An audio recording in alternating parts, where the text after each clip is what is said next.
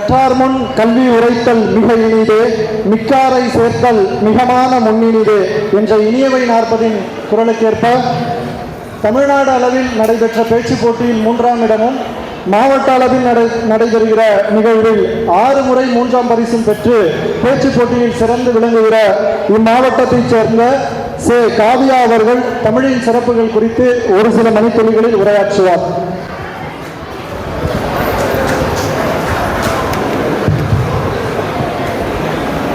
கற்றுக் கொடுக்கும் இனம் தமிழினம், அதற்கு கற்றுக் கொடுக்க நினைப்பது அறிவினம் என்று தாய் தமிழை வணங்கி, மேலும் இங்கே அமர்ந்திருக்கும் அத்துணை தமிழ் உறவுகளுக்கும் என்னுடைய பணிவான வணக்கங்களை தெரிவித்துக் கொள்கிறேன்.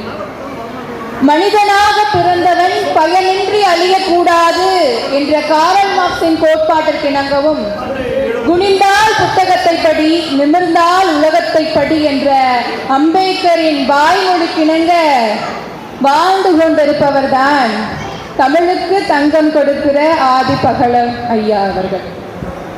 என்னை இங்கே இந்த தமிழ் பெருமை அறிவோம் என்ற இந்த புத்தக வெளியீட்டு விழாவிற்கு தமிழின் பெருமையை உங்கள் முன்னே அறிய வைப்பதற்காக என்னை அழைத்திருக்கிறார்கள். ஆக தமிழின் பெருமையை தான் நான் இங்கே பேச வந்திருக்கிறேன். யாமறிந்த மொழிகளிலே தமிழ் மொழி போல் இனிதாவது எங்கும் காணோம் என்ற பாரதியாரின் பாடலாக இருக்கட்டும், தமிழுக்கு அமுதென்று பேர், அந்த தமிழின்ப தமிழ் எங்கள் உயிருக்கு நேர் என்ற பாரதிதாசின் வரிகளாக இருக்கட்டும், தமிழ் மொழியின் இனிமை எவ்வளவு பெரியது என்பதை மிகச் சிறப்பாக எடுத்துரைக்கிறது. உலகில் பிறந்த ஒவ்வொருவருக்கும் அவரது அன்னையின் அரவணைப்பில் அமுதுடன் கலந்து ஊட்டப்படுவது தாய்மொழிதான். அப்பேற்பட்ட தாய்மொழிகளிலே சிறந்த மொழி தமிழ் மொழிதான் என்று பல இலக்கியங்களும் பல மார்க்கங்களுமே சொல்லி இருக்கிறது. ஏன் இன்றைய காலகட்டத்திலே சைனா உட்பட்ட கம்யூனலிசம் நாடுகளை எடுத்துக்கொண்டோமானால், பாண்டன், பெய்ஜிங் உட்பட்ட நாடுகளிலே சீனர்கள் தமிழை பயின்று கொண்டிருக்கிறார்கள். ஏன் தமிழை பயில வேண்டும் என்று கேட்டபோது அதற்கு பெரும்பான்மையான மக்கள் சொல்கிறார்கள், கணிதத்திலே இருக்கிற சூத்திரங்களையும் வேதிகள் வரையறைகளையும் நன்கு தெரிந்து உணர்ந்து கொள்ள வேண்டும் என்று சொன்னால், வாழ்க்கைக்கு அதை பயன்படுத்த வேண்டும் என்று சொன்னால், ஒரு மனிதன் தமிழை படித்தே ஆக வேண்டும் என்று சீனர்கள் சொல்லுகிறார்கள். ஏன் தமிழுக்கு சொந்தக்காரர்கள் நாம் இந்தியையோ மற்ற மொழியை பேசுவதையே பெருமையாக நினைத்துக் கொண்டிருக்கிறோம். தாயை படித்தவனை யார் தடுத்தாலும் விடேன், என் தமிழை படித்தவனை என் தாய் தடுத்தாலும் விடேன் என்கிறார் பாவேந்தர். வீருடைய செம்மொழி தமிழ்மொழி உலகம் வேரூன்றி நாள் முதல் உயிர்மொழி மூத்த மொழி என்கிறார் பெருஞ்சித்திரனார். உலகிலே வேறு மொழிகளில் காணப்படாத பல்லாயிரக்கணக்கான நீதி நூல்கள் கொண்டு அறம் கூறுகிற மொழி இன்றளவும் உலகில் வாழ்ந்து கொண்டு இருக்கிறது என்று சொன்னால் அது தமிழ் மொழி மட்டும்தான். இயல் இசை நாடகம் என முத்தமிழ் செம்மொழி தமிழ்மொழி. இயற்றமிழ் எண்ணத்தை வளர்க்கும், இசை தமிழ் உள்ளத்தை உருகி ஒரு முடிவுக்கு வர செய்யும், நாடக தமிழ் நடந்து காட்டி மக்களை நல்வழிப்படுத்தும். எண்ணமும் துணிவும் இன்றி எச்சைகளும் நடைபெறாது. ஆம், மனிதர்கள் தங்களுடைய எண்ணங்களுக்கு ஏற்பதான் உயர்ந்த நிலையிலும் தாழ்ந்த நிலையிலும் வாழ்ந்து கொண்டிருக்கிறார்கள் என்கிறார் எமர்சன். இதைத்தான் வள்ளுவனும் தன்னுயிர்க்கு இன்னாமை தானறிவான் என்களோ மண்ணுயிர்க்கு இன்னாச்சை என்ற குரலிலே குறிப்பிடுகிறார். அத்தகைய தத்துவங்களை பிரதிநிதித்துவமாக வைத்துதான் இம்மொழிக்கு நாம் பேசுகிற தாய்மொழிக்கு தமிழ் என்று சான்றோர்கள் பெயரிட்டிருப்பதாக அறிவியலாளர்கள் குறிப்பிடுகிறார்கள். மழையிடை புரண்டு மாந்தர்தல உயர்ந்து உலகின் இருளை போக்குற ஆற்றல் பெற்ற அரிய சக்தி இந்த உலகத்தில் இருக்கிறது என்று சொன்னால், ஒன்று செங்கதிர், மற்றது செந்தமிழ் என்கிறது தண்டி அலங்காரம். பெற்ற தாயும் பிறந்த பொன்னாடும் நற்றவளாகினும் நனி சிறந்தனவே, பெற்ற தாய்க்கும் மேலானது தாய்மொழியாகிய தமிழ்மொழிதான் என்கிறார் பாரதியார். உலகில் பிறந்த ஒவ்வொருவருக்கும் அவரது அன்னையின் அரவணைப்பில் அமுதுடன் கலந்து ஊட்டப்படுவது தாய்மொழிதான். அப்பேற்பட்ட தாய்மொழிகளிலே சிறந்த மொழி தமிழ்மொழிதான் என்று பழங்காலத்தொட்டும் இன்றும் அறிஞர்கள் பேசிக்கொண்டுதான் வருகிறார்கள். ஒருவன் பகுத்தறிவாதியாக, நல் மனிதனாக, சமூகத்திற்கு ஏற்பவனாக இருக்க வேண்டும் என்று சொன்னால்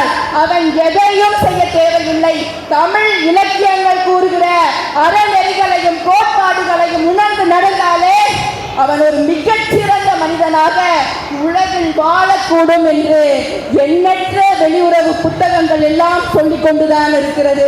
ஆனால் தமிழர்கள் தான் நம்மளுடைய இலக்கியங்களை இழிவாகவே பார்த்து கொண்டிருக்கிறோம். தமிழை படிப்பதை காட்டிலும் தமிழை சுவைப்பதன் இனிமை என்னவென்று ஒட்டக்குத்தர் கேட்கிறார். ஒட்டக்குத்தர் சொல்லுகிறார் இவ்வாறாக: பசி இல்லாதவர்கள் இந்த பாலையாவது குடியுங்கள் என்று ஒட்டக்குத்தருடைய மனைவி சொல்லுகையிலே, இரண்டொன்றை விழுந்து கொடுத்தாலாவது அது சுவைக்காக உண்ணலாம், நீ தந்த பாலில் என்னடி சுவை இருக்க போகிறது, நான் தமிழ் பால் சுவைத்திருக்க, என்ன தமிழில் சுவை என்கிறார். அறம் வைத்து பாடியுள்ள களம்பத்தை மன்னா கேட்காதீர்கள், கேட்டு முடுக்கையிலே உங்கள் உயிரே போய்விடும் என சொல்லிய போதும் அதனை கேட்க விரும்பிய நந்திவர்மன் கூறியது என்ன தெரியுமா? தமிழை சுவைப்பதன் மூலம் சாவே வரையும் அதனை மகிழ்வோடு வரவேற்பேன் என்பது என்ன ஒரு தமிழின் இனிமை! தமிழின் இனிமையை பேச பக்தி இலக்கியங்களோ மனிதர்களோ என்னை போன்ற பேச்சாளர்களோ தேவையில்லை. சமையல்காரனிடத்திலும் தமிழ் சமைத்துக் கொண்டிருப்பதை காலமேக புலவன் வாயிலாக அறியலாம். புலவன் என்று பெயரிட்ட போதும் அவன் புலவனாக இல்லாமல் சமையல்காரனாகத்தான் இருந்தான் என்பது முதல் சங்கத்திலே பதிவு செய்யப்பட்டிருக்கிறது. அவன் கணிதத்தை இவ்வாறாக பார்த்திருக்கிறான்: பூனைக்கு 4 கால், புள்ளினத்திற்கு 9 கால், யானைக்கு கால் 17 ஆனது மானே. பூனைக்கு 4 கால், பூவில் இருக்கிற தேனை நட்டுகிற வந்திருக்கே 4 கால், புள்ளினத்திற்கு 6 கால். புள்ளினம் என்றால் பறவைகள். 1 கால், 2 கால், அரை, 3 கால், 3/4, 4 கால் 1 ஆக 8 கால் 2, 9 கால் 2 கால் ஆக புள்ளினத்திற்கு 2 கால் என்று அவன் பதிவு செய்திருக்கிறார். யானைக்கு 17 கால், 16 கால் 4, 17வது கால் 4 கால் ஆக யானைக்கு 4 கால் என்று காலமேக புலவன் பதிவு செய்திருக்கிறார். ஒரு வார்த்தையில் புகழவும் ஒரு வார்த்தையில் இகழவும் அவன் நன்கு அறிந்திருந்தான் என்பதை நாம் ஏற்றுக்கொள்ளத்தான் வேண்டும். திருக்குறளை எடுத்துக்கொண்டோம் என்று சொன்னால் மிகச் சிறந்த இலக்கியங்களுக்கு மத்தியினிலே ஆக சிறந்த இலக்கியமாக திருக்குறள் விளங்கி கொண்டிருக்கிறது. திருக்குறளிலே இருக்கிற ஒவ்வொரு கருத்துகளும் மனிதனை மேம்படுத்திக் கொண்டே இருக்கிற ஒவ்வொரு படிகளாகத்தான் காணப்பட்டு கொண்டிருக்கிறது. மனிதனுக்கு அறிவுரை சொல்ல வேண்டும் என்று சொன்னால் பெரும்பான்மையினரும் நம்பிக்கையே வாழ்க்கை என்று சொல்லிவிட்டு செல்வார்கள். நம்பிக்கையே வாழ்க்கை என்று அப்துல் கலாமை ஆகட்டும், ஆபிரகாம் லிங்கனை ஆகட்டும் எண்ணற்ற எடுத்துக்காட்டாக சொல்லுகிறார்கள். நம்பிக்கையிலிருந்து வாழ்க்கை பிறப்பதற்கான எடுத்துக்காட்டை எவரேனும் சொல்லியிருக்கிறார்களா? ஒரு மனிதன் எப்படி பிறக்க வேண்டும்? தோன்றின் புகழோடு தோன்றுக, அவ்விலார் தோன்றலி தோன்றாமை நன்று. ஆக மனிதனாக பிறந்தவன் புகழோடு தான் பிறக்க வேண்டும். புகழ் இல்லை, இழிவு வருகிறது என்று சொன்னால் ஐயா குறிப்பிட்டதை போல இரும்பொறை எப்படி சிறையிலே மாண்டானோ ஆக அப்படித்தான் நம் வாழ்க்கையும் மாண்டுவிடும். அப்படிப்பட்ட புகழ் எப்படி கிடைக்கும்? ஒருவனுக்கு புகழ் எப்படி கிடைக்கும்? வெற்றியின் வாயிலாகத்தான் கிடைக்கும். வெற்றி எப்படி கிடைக்கும்? தெய்வத்தான் ஆகாதனிலும் முயற்சித்தன் மெய்வருத்த கூலி தரும். முயற்சி செய்கிற போதுதான் உண்மையான வெற்றிகள் பிறக்கக்கூடும். முயற்சிகள் எப்படி செய்வது? நான் டெய்லியும் தான் முயற்சி செய்கிறேன், எல்லாமே சக்ஸஸாக தான் முடியுதா அப்படின்னு கேட்டா, போப்பா முயற்சி பண்ணுன்னு சொல்லிட்டு பேசிட்டு போறாங்க. ஆம், ஆக்குளால் தோன்றும் அசைவின்மை கைப்பொருள் நாக்குளால் தோன்றும்படி முயற்சிகள் செய்யும் போது விதிவசத்தால் முயற்சிகள் தோல்வியில் சென்று முடியலாம். இங்கே வள்ளுவன் விதியை ஒப்புக்கொண்டான் என்பது கருத்து அல்ல. விதியை வெல்வதற்கும் ஒரு குரலை கொடுத்திருக்கிறான் என்பதே இந்த மிகப்பெரிய சிறப்பு. ஊழில் பெருவழியால் உள்ள மற்றொன்று சூழியம் தான் வந்து ஊறும். ஆம், முயற்சிகள் ஒரு கட்டத்திலே தோல்வியில் சென்று முடியலாம். ஆனால் முயற்சியின் விளைவு என்றும் வெற்றியாகத்தான் இருக்கும். தோல்விகள் அதுக்கு படிகளாகத்தான் இருக்கும். ஆக விதியே வாழ்க்கையில் விளையாண்டாலும் முயற்சியால் முன்னேறு என்று வள்ளுவன் சொல்லியிருக்கிறார். அப்படிப்பட்ட மனிதன் ஒருவன் முன்னேறினான் அவன் எத்தகைய பண்போடு இருக்க வேண்டும் என்று கேட்டால், சுழல்வளம் சோர்வுள்ள நஞ்சாதவனை இகழ்வளல் யாருக்கும் அரிது. முன்னேறுவது எளிதாக முன்னேறிவிடலாம், புகழை எளிதாக பெற்றுவிடலாம். ஆனால் புகழை தக்க வைப்பதற்கான வழிகளை வள்ளுவன் அவ்வாறாக குறிப்பிட்டிருக்கிறார். ஒரு மூடனிடம் சென்று பேச முடியாது என்று சொல்லுவார்கள். ஆனால் அறிவு மொழி இவ்வாறாக குறிப்பிடுகிறார், ஒரு மூடனிடத்திலே உனக்கு ஒரு வேலை ஆக வேண்டும் என்று சொன்னால், அவனிடத்திலே வாதிட வேண்டும் என்று சொன்னால் வள்ளுவனுடன் சென்று வாதிடு என்று சொல்லுகிறார். உள்ளத்து உழுதல் என்ற போது உலகமே உழுகிறது, வள்ளுவன் வாய்மொழி கேட்டதால் அன்றோ என்கிறார் மாங்குடி மருதனார்.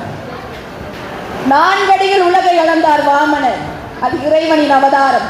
2 அடியிலே உலகை அளந்தார் வள்ளுவன், அதுதான் தமிழின் பெருமிதம். உலகிலே பிறந்து வளர்ந்து பின் மடிவது என்பது அத்தனை உயிரினங்களுக்கும் பொதுவானது ஆகும்.